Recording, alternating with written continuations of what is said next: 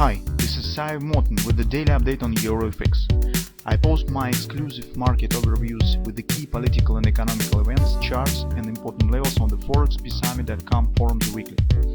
This short video is a response to rapidly changing situation on the currency markets and should help you to stay on top of the game and be profitable.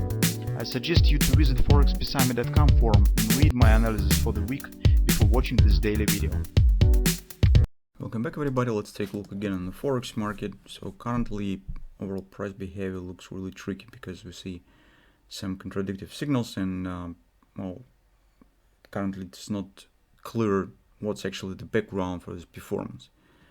So maybe the market just varying of the non-farm payrolls release, because as we have mentioned in our reports, fundamental reports, that continuous claims are rising for 8 weeks in a row, and maybe investors already start anticipating very finally this makes impact on the payrolls. It also might be some political tension stands inside the United States, so you know they can't choose the House Speaker for 4, maybe or 5 or 6 rounds, and this really looks it's like the soap opera in the House. So.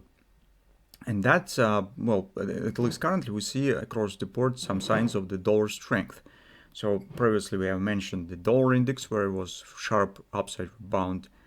So actually I have considered now euro currency mostly repeats the same shape as on the dollar index. We see the same action.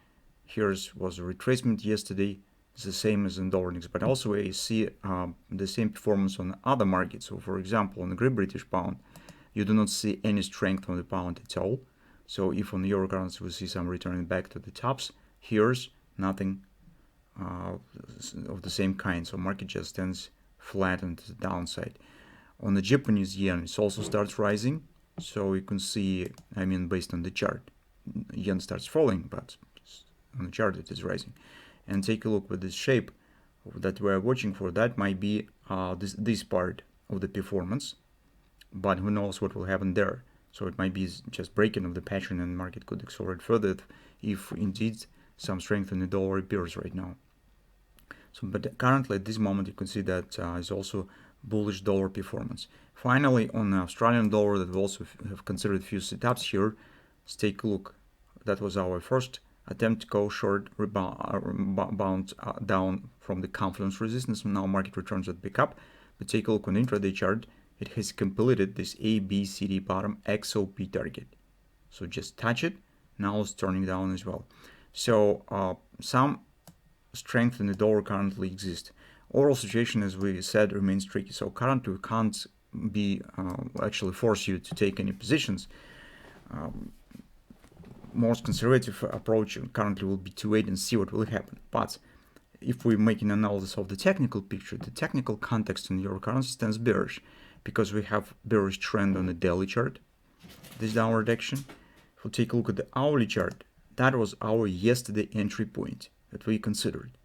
On retracement right back up, market completed OP and a resistance, making the agreement resistance, and we said that's in general an area where you consider taking the short position. Based on the Judd Napoli approach, let's take a look. Hourly chart also has turned bearish. It means that in general we have the bearish context, and if you still would like to go short in the euro currency, you could try to catch minor retracements here that's inside the triangle. From another point of view, you can see the triangle in general, this is, well, a continuation pattern, and consolidation near resistance, it brings some risk for a bearish position. That's why, as I said in the beginning, that overall background remains tricky. It's maybe just market makers trying to shake the boat, to grab the stops across the board of the short-term traders. It's using the moment that market is coming to important data releases. So today, by the way, we'll get the ADP report. So you have to decide the important task. Would you like to trade in such an environment? Maybe it makes sense to wait and see what will happen after the numbers will be released and take position. If you still will decide to do this, well, from the bearish point of view, invalidation point will be right there. So because if market will break it up, the hourly trend will turn bullish once again, and you will have to wait and see what will happen in daily trade and just postpone next entry opportunity. If everything goes on the bearish scenario, then probably market should break this pennant or triangle to the downside. The market should start downward action.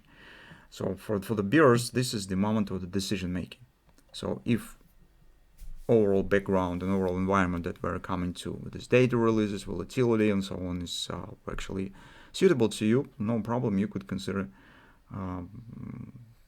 attempt to go short.